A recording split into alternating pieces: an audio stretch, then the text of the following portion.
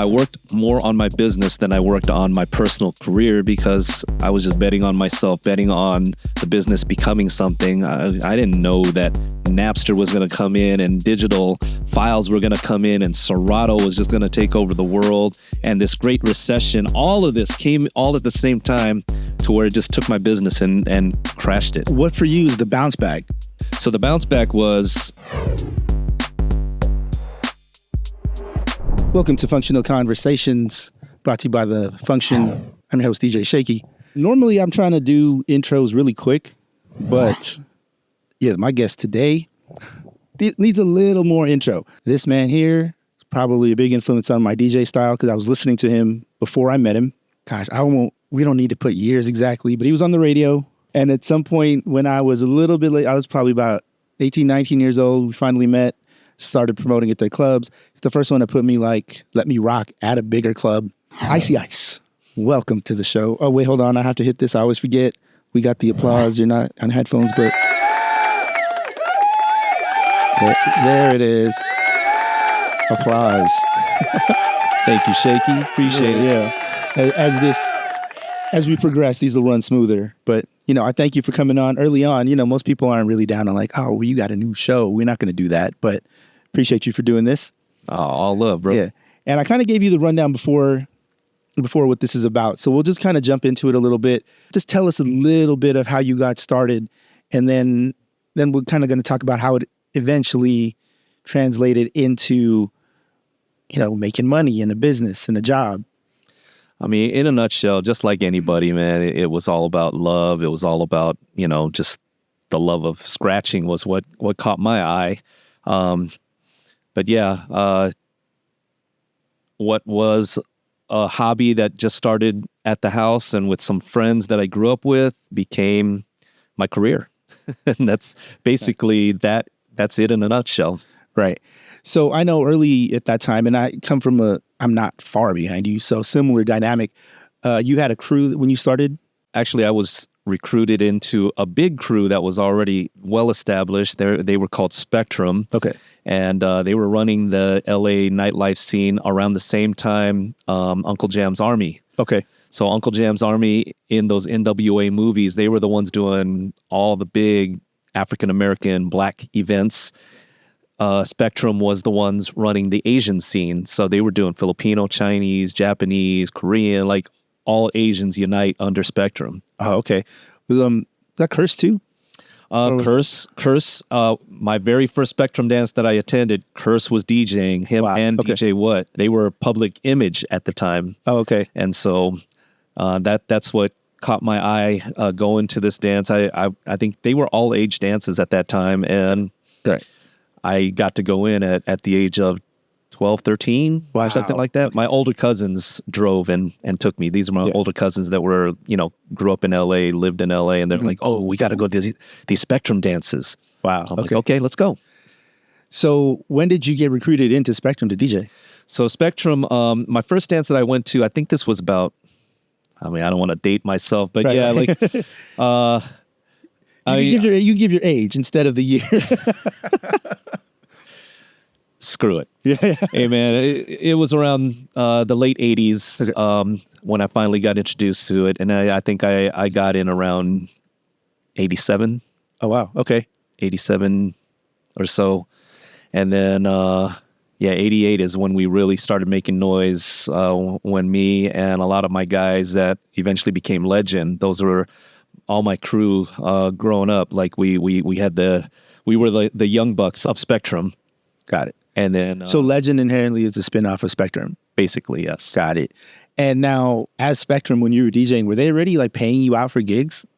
They were paying out, not very much, sure. But they were paying out gigs for, they were doing big clubs and all of that. And I was just a young buck. So I didn't really do the big clubs at that time. Right. I was still mentoring and learning and just kind of learning all of that stuff. And then around 88 or so is when they brought me, they started putting me on like the big clubs. And then, okay.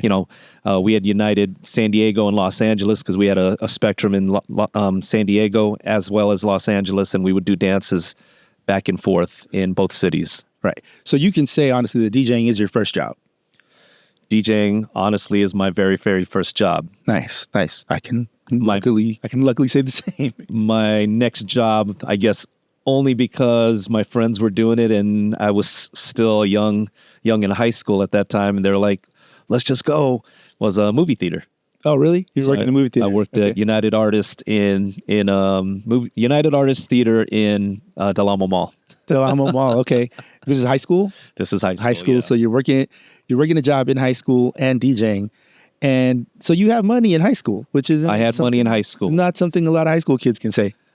A funny thing was, I learned how to DJ in junior high. Right. So I was probably 8th grade, 9th grade by the time I was really learning, and then actually got up and did some of the school dances. So I was already earning some bucks, but it wasn't crazy, because back then we had like a massive crew of like 20 dudes. Right. And if you're doing $100 dance and you're splitting, $100 between 20 dudes, it's peanuts, man. It's really just getting us McDonald's at the time. Yeah. I mean, similar to us, there were like 5 of us and $100, but we put all the money back into records. Mm-hmm. So that's and trying to get 1200s. Those are the early struggles that a lot of people don't have to deal with today, and at least not the same way.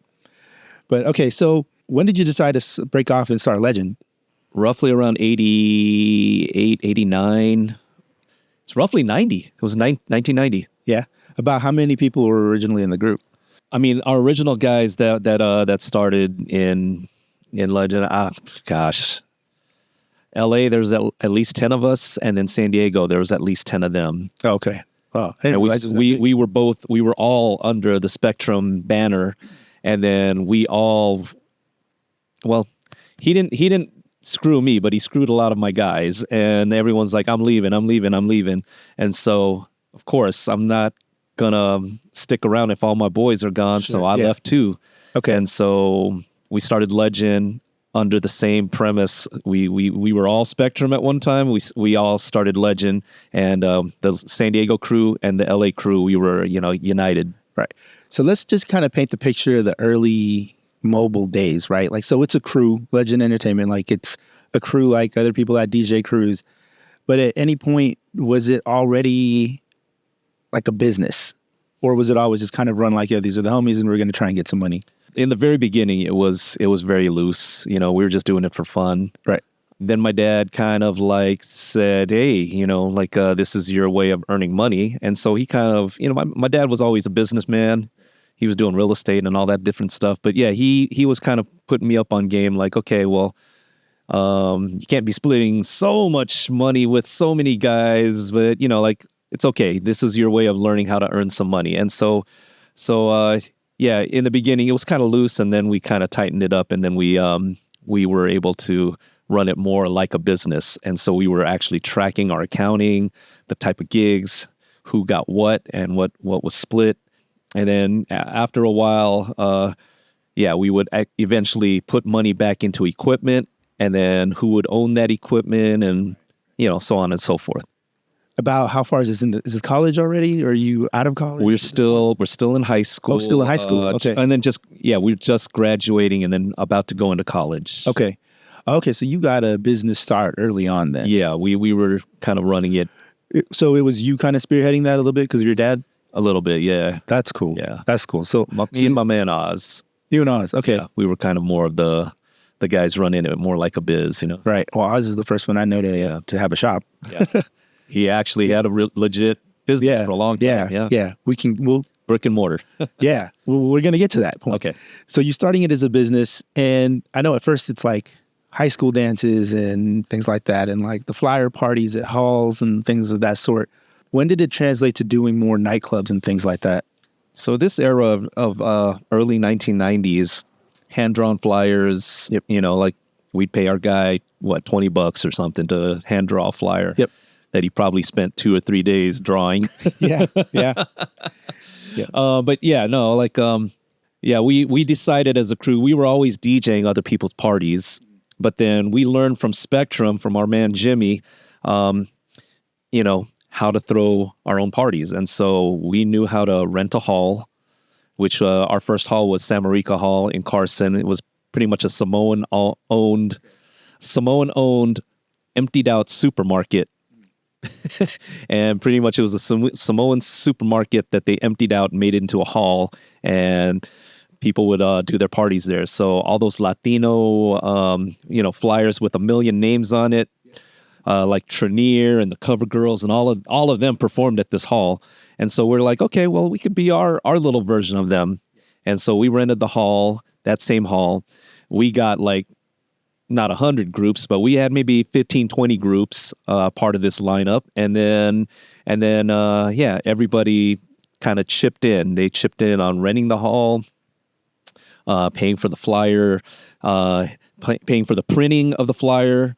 But the crazy thing was like a lot of us were just being creative. And so, some of our parents worked at offices where you could get some free printing. So we would go and print up at the office over there or whatever. And, one of our friends owned a pip printing shop. And so we'd go over there and print up a whole bunch of stuff for free or practically free. So everyone pitched in basically. Same with equipment. Like we didn't own a massive sound system. So we'd pitch in like 10 different groups, brought in their speakers and their lighting, and then we combined it all to make it look like one big sound system and one lighting system. Dope. So from what I'm taking, me learning off of this, of course it's hindsight now, but when we were doing it, there was only 5 of us in our crew. And we did it ourselves, and we just rented stuff. So I thought yours might be more efficient with other people pitching it. We were more efficient. In today's terms, they would say that's collaboration. That's business collaboration right there. Yeah. We were collaborating early on as young little high schoolers and just making the most of it. And we were only charging $5 to get into the party. Yeah. $5. But we'd pack in 1,000 people. Yes, yeah. I feel like talking about those days could be a whole other episode on its own. Yeah, that could be a whole episode in itself. We can talk about that for hours. But yes, so you were asking me about how did I make that transition to nightclubs. Yeah. I mean, that was the start of it, doing hall parties. From hall parties, we made it into bars. And then from bars, we graduated into nightclubs. Right. And I think I came hanging out with you guys around that transition. I think it was like Daily Planet era. Yeah.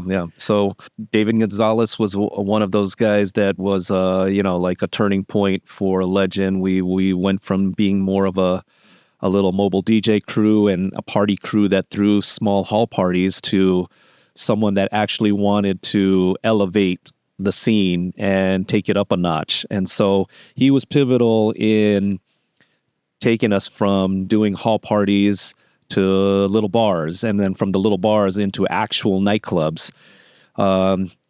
He grew up in the Palos Verdes area, and he was a little more educated and well-spoken, and he knew how to talk to managers and can actually hold really good business conversations in terms of what the deal would look like, what we could bring, what they would get, what we would get, so on and so forth. So he was that dude that kind of changed the game. This other guy, Eric Williams, is someone we also connected with, me and Dave. And Eric Williams is a guy from Atlanta, but he moved to LA and he joined us. He just kind of connected with us. And then he was the first one to bring us into our very big nightclub. And so that was the Variety Arts Center in downtown LA, which we originally called The Source. Right. So let's talk a little bit about your transition from like nightclubs to radio. Nightclub to radio happened because I was doing the nightclubs. I was heavily active in a lot of the big nightclubs through Legend Entertainment. And because I was already with the Beat Junkies and we were starting to run a lot of the events, the underground hip hop scene and all of that, we got invited to Motown Records for a special premiere that Andre Harrell was debuting some of the artists at the time when he was the president. Rest in peace, Andre Harrell.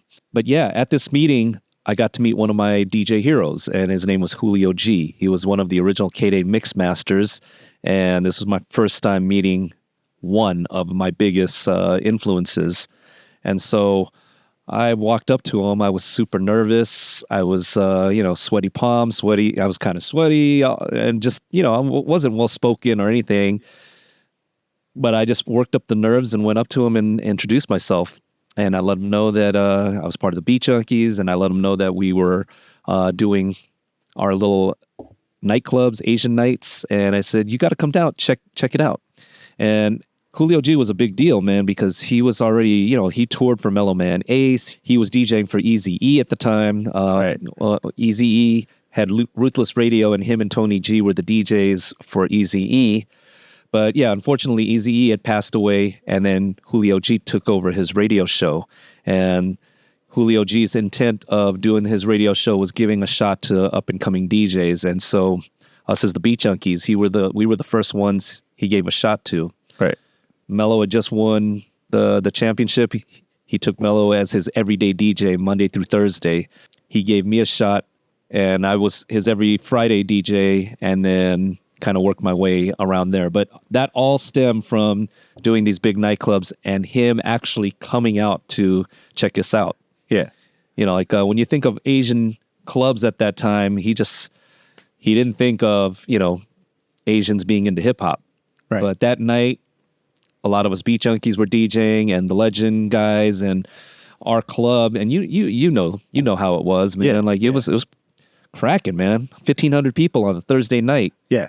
So obviously that meant something and translated to getting a gig in radio. But more than that, it was we're playing Gangstar, we're playing Tribe Called Quest, De La Soul, and we're playing reggae and funk and soul, and he was just tripping because that just broke his perception of what Asians are. And at the time, 92.3 The Beat was all about no color lines. Right. And so he just thought it was a perfect opportunity to bring in to really emphasize Asian that. love. Yeah. Yeah. And so, yeah. I was part of that movement, man. Right. Just to kind of put this in perspective too, you transitioned into morning radio, which at the time was a big deal, morning radio, right? Yeah. So, morning drive and afternoon drive on radio are like your prime time, that's the most listenership on radio. Yeah. And in this era, radio and TV was your only media. There was no social media. There was no websites or no anything, no internet. It's just TV and radio. And for me as a little Asian kid that grew up in Carson, to make it on radio was a big deal. Yeah. And let's kind of break down radio at the time.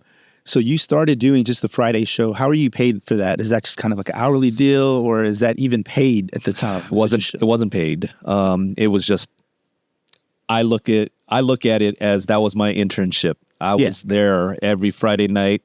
I was rolling with Mello anytime I could to his weekday slots and stuff. And I just loved it. Yeah. And likewise, I was a college kid at the same time. And any chance you could be in the radio station and you could meet some artists and you're around the business, I loved it. Yeah. I loved meeting record reps, meeting artists. I loved meeting everyone around the radio station, from the general managers to the PD to the music directors to the salespeople to the receptionists. I met them all, man. I got to know everybody in there. But just being a young, fresh kid, new to everything, I loved it. I soaked it all in. When did that become a job, though? When I transitioned from doing Saturday nights into being hired for midday. Okay. But I technically was not an employee of the radio station because they 1099'd us. We were independent contractors in their eyes. And so they would pay us out for our set, but we weren't under the radio station's employee umbrella. We didn't get benefits. We didn't get any whatever. It was just straight 1099. So it ran that way the whole time? It ran that way all throughout my radio career, pretty much. Yeah. I was never an employee. Wow. I didn't know that. And at this point, are you in college, out of college? Trying to remember the timeline. At the Beat, I was still in college whole time. Okay. So, something like insurance, you're not super concerned with yet. No, just yet. Concerned with any of that. Right. But yeah, when I made the midday mix, then I started getting paid regularly, and I got a check. And at the time, and without even giving exact numbers, but at the time, was it like, wow, this is pretty good money? Or is it like, oh, this is cool? So just to give you context, like I said, like when we were doing clubs at the time, man, if you made $100 doing a club, that was good. Yeah. You know, that was really good. Yeah. And so, you know, usually it was really like $50. 50 was the base around that time. 100 is if you were a good DJ. But yeah, like just to give you context, like, yeah, we would make about $100 a mix, and a 1 hour mix is $100. 2 hour mix, $200. You know, It's not that bad. not that bad in 1990. Yeah. And then being a college kid, living at home. Yeah. And then now for example, if you're doing middays, that's 1 to 2 hours a day. 1 hour a day. Yeah. 1 hour a day. Yeah. So it's an extra 500 a week on top of mobile gigs and whatever other DJ gigs. So that's not too bad in college. Yeah. But then I would also do weekend shifts, and those were 2 hour mixes. Okay. I would do specialty shows, and they would still pay for those. So like if I was a guest on the Wake Up Show, or if I was a guest on, Street Science or something. Oh, and it's still the same rate and everything. And they'd still take care of you anytime you were live on air. But being on air, man, opened up the floodgates of getting higher end gigs. So, right. I mean, right after I made the radio, and then it started opening up for me, I was doing premiere parties. I was doing record launch, or, artist launch events, or product launches, and then eventually into corporate stuff. Right. And at the time, people had money to spend back then. And then they had money. Back then. Record labels had a lot of money, and so like I'd get hired to. I got hired to do like Montel Jordan's birthday party, or I'm doing Shaq's release of his record at the time. Right. So yeah, we get paid, and we got paid well. Nice. I guess I'm going to jump over to Stax. Right, you opened a record shop. Did what you were doing at the radio station help with that, or is it a whole different venture? It all ties in. Okay, so I was already in college at the time, and I was still at the Beat. But then I was just like, man, do I really want to pursue this? I'm already working on radio and this and that. So kind of had that hard talk with my dad and my mom, and just letting them know that I'm gonna just go full-time radio and DJing, and let me see where this takes me. I can always go back and finish college if I need to. And they held that over my head for years. Like, when are you going to go back to college? When are you going to go back and finish? When are you going to go get a real career? Because DJing was never a real career in their eyes. I mean, they accepted it. They accepted my hobby becoming a way of making money, but they never saw it as a long-term thing. They always saw all my friends that had professional jobs as professionals. They never saw DJing as a professional thing. Yeah. The whole thing with Stax, it was a business opportunity that was in line with what I loved as a DJ. It was in line with what was a lifeblood for us as working DJs. I just felt like I can do what Fat Beats is doing. I can do that in a whole different market. And so Fat Beats had LA Hollywood on lock, but nobody had Orange County on lock. Right.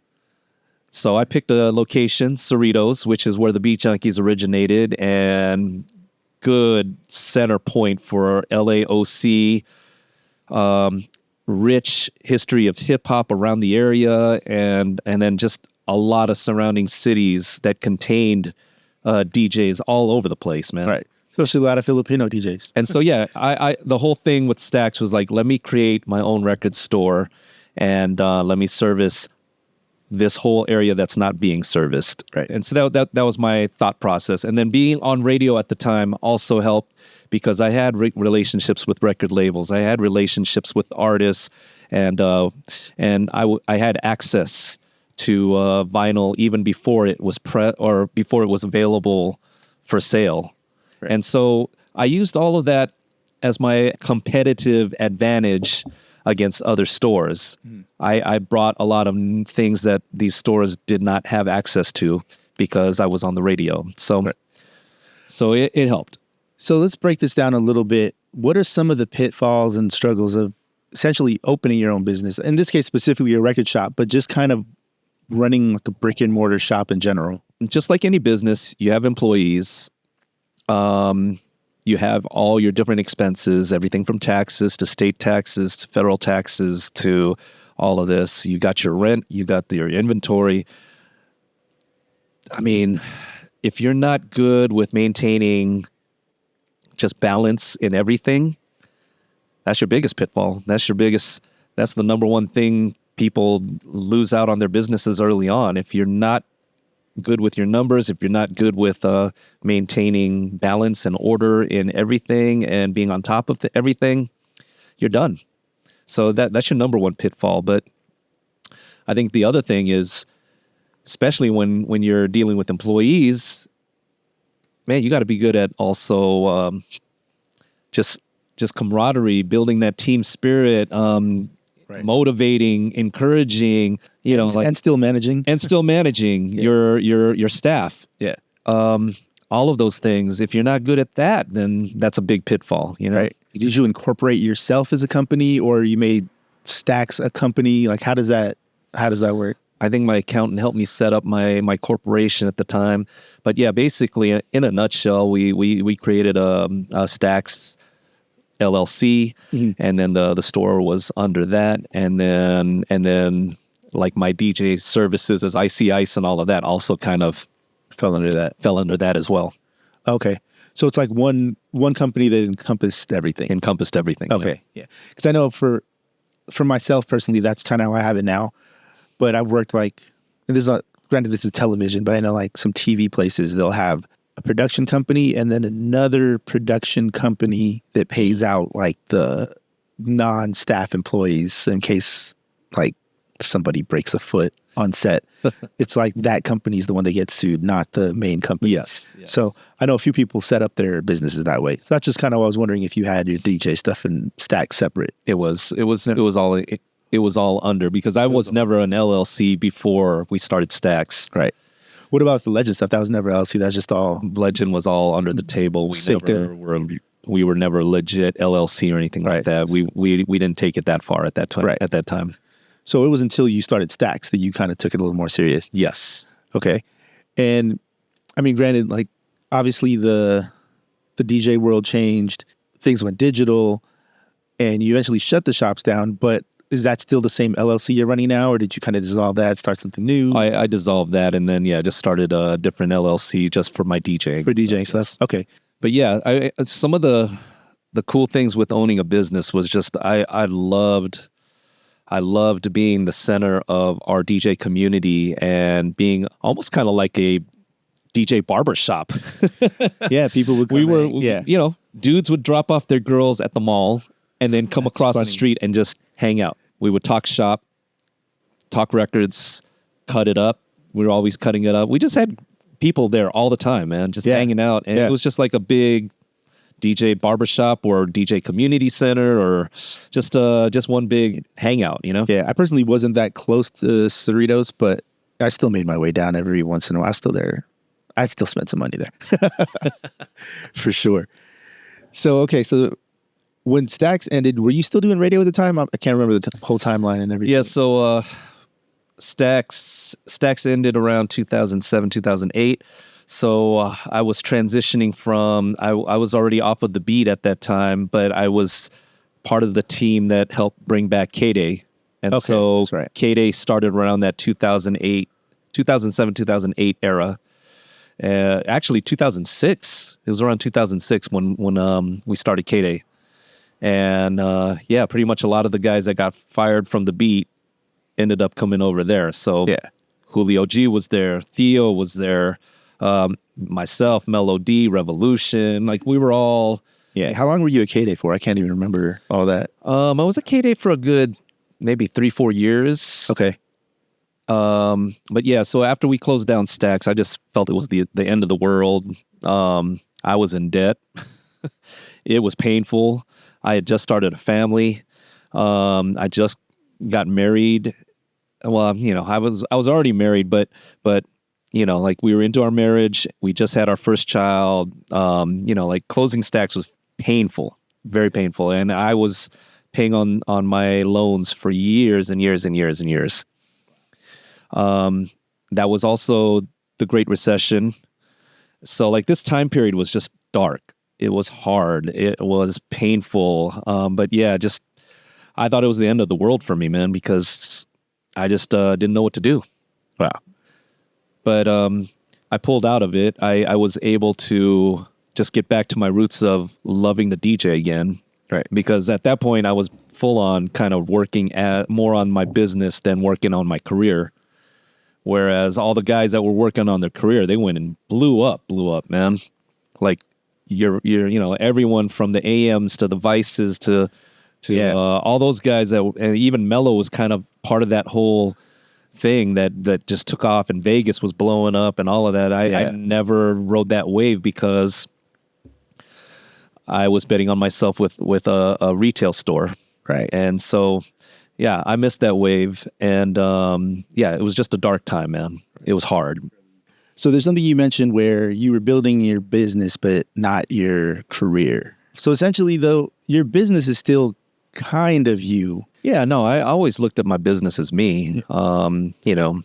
Any owner that owns a business, they're tied. They're tied to that business because they created it. Right. We had 3 stores at the time, and it was my vision to open lots of stores in all the major markets, and then having vinyl distribution, opening our own label, things like that. But all of that just came tumbling down, and so when we closed down my business, I was just left in the dark. Like I didn't know what to do. And then I was fired off of K-Day around that time too. And so, it was just hard, man. But yeah, I worked more on my business than I worked on my personal career because I was just betting on myself, betting on the business becoming something. I didn't know that Napster was going to come in and digital files were going to come in and Serato was just going to take over the world. And this Great Recession, all of this came all at the same time to where it just took my business and crashed it. Right. What for you is the bounce back? So the bounce back was working on myself again. But during this dark time, I had to work some jobs because I couldn't sustain a living. I didn't have the store. I wasn't on radio.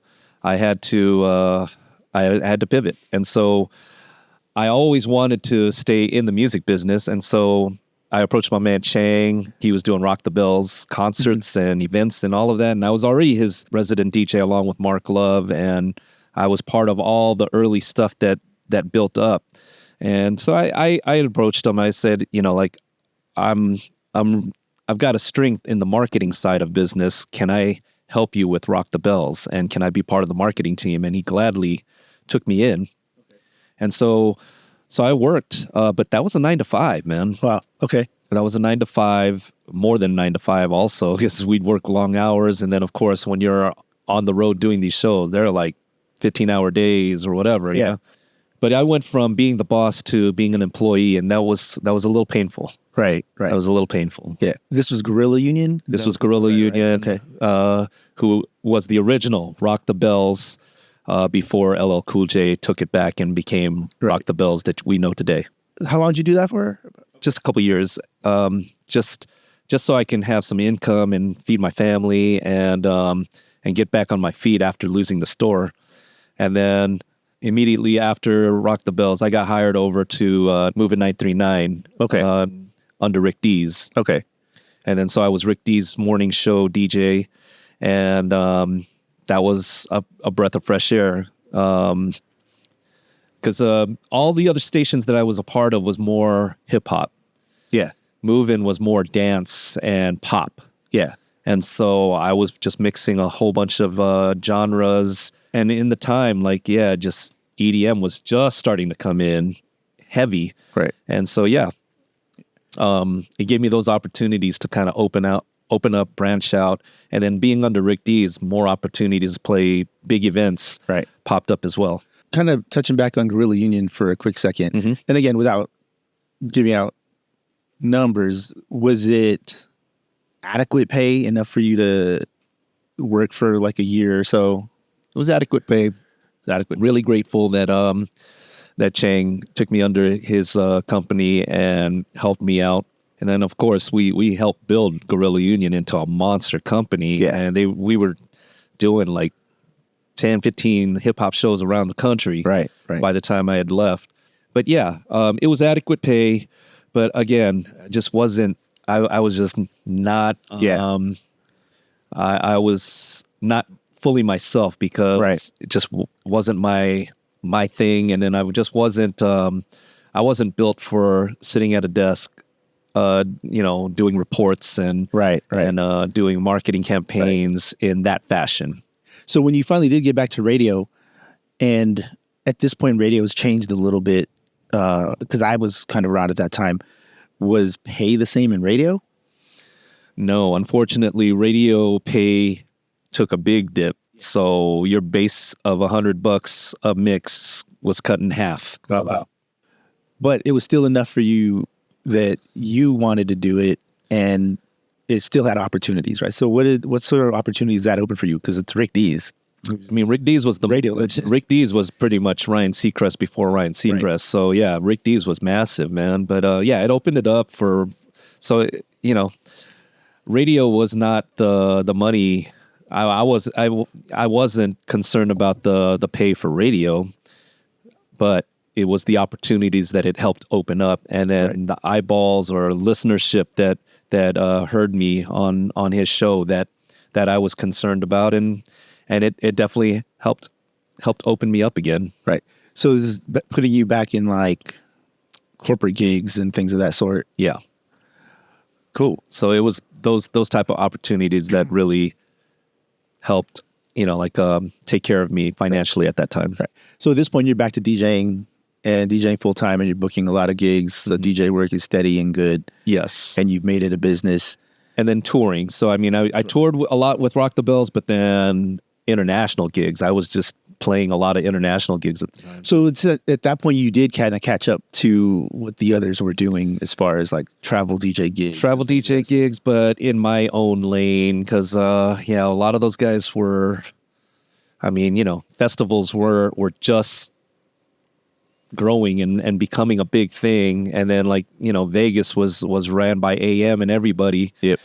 So yeah, man. When I was touring, I was doing China, I was doing Taiwan or Australia, the Philippines, so on and so forth. I was being able to go in that direction and play in these different countries and kind of build. We're at around about 2010, 11-ish at this point, 13. Yeah, in the early 2010s. Yeah, so since then, DJing has just been steady and consistent for you? It's crazy, yeah. I've been able to, from that, after Rick D's, I was able to transition over to Power 106. Right. And then I had a good run at Power until about 2016. And after Power, that was my last radio station that I played for. And then it's just been just DJing, all DJing straight up. So in theory, you're kind of back to basics, but in a new world. So what does DJing for you look like now? Like what do you charge, but what type of gigs are you doing, and like what else are you earning from? Like, are you doing a bunch of clubs, a bunch of bars, a bunch of weddings? Let's kind of break that down for people who are just DJing. Well, so there's DJs that segment. So there's your DJs that just focus on weddings. Right. That's a big biz nowadays. Right. It wasn't as big way back then as it is now, and it's huge. Yeah. And there's DJs that just specifically focus on that segment. There's some DJs that just focus on corporate. They're still your tour DJs. They're still your producers. They're still, there's so many opportunities. I kind of do everything across the board, because I'll do, like in certain seasons, I'll do corporate gigs, and then certain seasons I still do weddings, and then I'll still tour, or I'll still travel. In fact, last week I was doing a coffee convention in Chicago. Right. It's like the NAMM convention for coffee. Wow. And so, there's all kinds of opportunities. But the thing that happened during the pandemic is it opened up the whole digital DJing. Right. It was always my vision to be able to DJ online and have a regular show.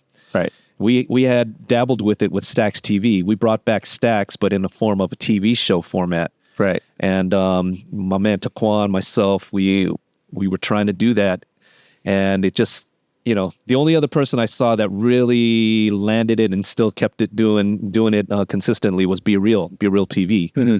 See, he had his own show that he consistently did. Even before the pandemic. Yeah, before pandemic. Yeah. And so, we had partnered with Be Real TV and did Stax TV on Be Real. But yeah, it was always a vision to be able to do TV through the internet. Right. And so the pandemic kind of opened up that opportunity to where when the pandemic shut down everything and we started DJing on our phones, on Instagram, on Facebook, dabbled with YouTube.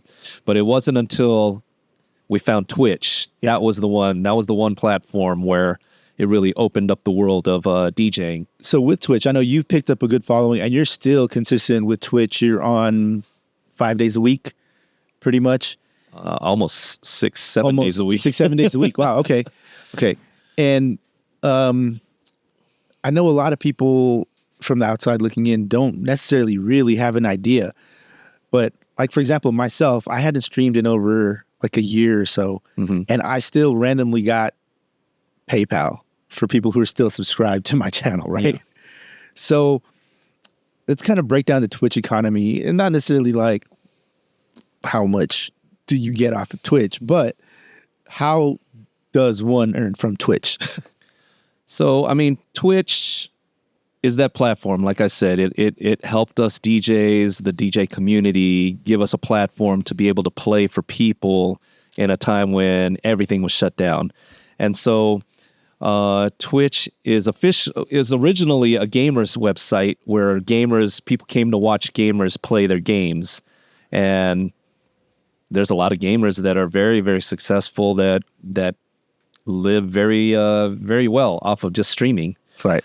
But yeah, without looking at the money, us DJs, we just saw it as an opportunity to be able to play for people, period. Right. Yeah, exactly. And so we were just happy to be able to be at home and be heard by people around the world. Right.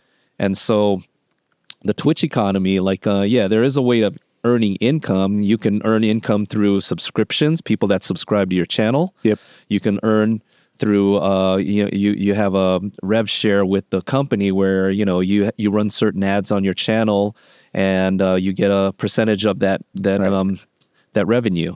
And then, of course, people can PayPal or Venmo you directly. Yeah. That's another form of a thank you. Yep. Or you can work out sponsorship deals or things like that. So there's 4 or 5 different ways that you can earn off of doing streaming. Yeah. I just love being able to be home. Yeah. We're in your place now. And we are in the igloo right now. This is the igloo. And we're in the North Pole of LA, and I'm home every day, and I'm playing for people. And I got people tuning in from all over the world. Right. Are you earning enough on Twitch that if someone hits you up for a gig and the gig doesn't look like something you want to do, would you just stay home and just stream? In a nutshell, yes. Yeah. I can pick and choose because Twitch gives me that ability to earn a little bit more on the side and not have to take every single gig, Right. Us as DJs, we live and die by our gigs, and there's months where it's just scarce and you're not able to, especially if you're a working DJ, if you're not booked for a month or 2, then that hurts, man. Yeah. That hurts. But if you're doing corporate gigs and you get paid, you could take a couple months off if you wanted to, but right. In a nutshell, yes, Twitch gives you that opportunity to be able to, or it gives me that opportunity to be able to be a little more picky right. on the gigs that I take. Right. So you can look at a gig and say, I wouldn't play for these. Like, this isn't me. I'll pass. Yeah. I mean, and the funny thing is I recently started building my TikTok channel, and I never even looked at TikTok as that type of thing, but it's become that thing. Wow. It doesn't pay like Twitch does, but the viewership, you just pop up on, there's so much more people on TikTok. Wow. Interesting. Okay. I mean, people I grew up with, people that I went to church with, people I haven't seen in 20, 30 years are on TikTok, and they pop up on my thing, and they're like, "Hey, what's up, Ice? It's blah blah blah," and I'm like, Wow. "Oh crap!" Okay, I need to get off my ass. And get on that.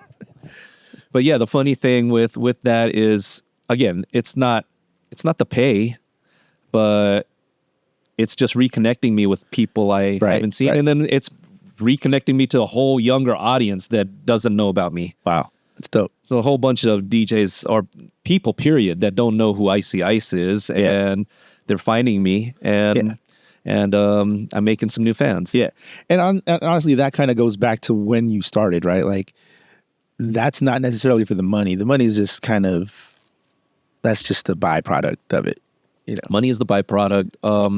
The love, the passion, and reaching people. Yes. That's always the number one for me. And in theory, even not just DJs, but any sort of creative, it's kind of one of those lines that you kind of have to ride where, sure, I would do this for free, but also this is what I do for a living. Yeah. So if you're a painter, you paint, man. If you're some kind of artist, you're always recording, or you're always putting out music, man. But it's not, at the end of the day, to sell it. It's because you're creating, and you're just putting out your passion, and you're putting out your art. And if you happen to sell a painting, or if you happen to sell your music, so be it. Yeah. But if you're touching people's lives, affecting people positively, and doing good through your work, then that's what it's all about. In a cliche way, but in maybe not a cliche answer, what are some thoughts and words you could offer to people who are, making their living in a creative space in an entrepreneurial world, and essentially you're forced to put that together? What are some words of advice? Words of advice, I would say, man, get educated. Educate yourself, man. There's so many more resources nowadays. I used to just read books, listen to cassettes or CDs, motivational stuff, but you can find all that online now. It's so accessible. It's so easy. And there's master classes nowadays that you can attend. Get educated, man, because the more you know, the more you can do, and then the better you can do. Get a mentor, man. Get a mentor. They're going to cut your learning curve in half the time, and get you there faster. And sometimes those mentors have the connects. They have the connects to be able to get you there faster as well. Right. But yeah, I mean, ultimately, man, do your art, do your passion, do it for the right reasons, because you really love it, man, and because you want to do something positive with it. Not become a DJ just because you want to play Coachella, or you want to be seen, or because you want the fans, or any of that, man. That you'll be out of your passion, or you'll be out of being a DJ that much faster than you got into it. Right. Well, man, Ice, thank you. Thank you for taking the time. Thanks for having me in your spot. Man, thank you, Shaky. Appreciate you, bro. Thank you for having me on your podcast. Oh, I appreciate it. Hopefully people took something from that and listen. And Functional Conversations, DJ Icy Ice.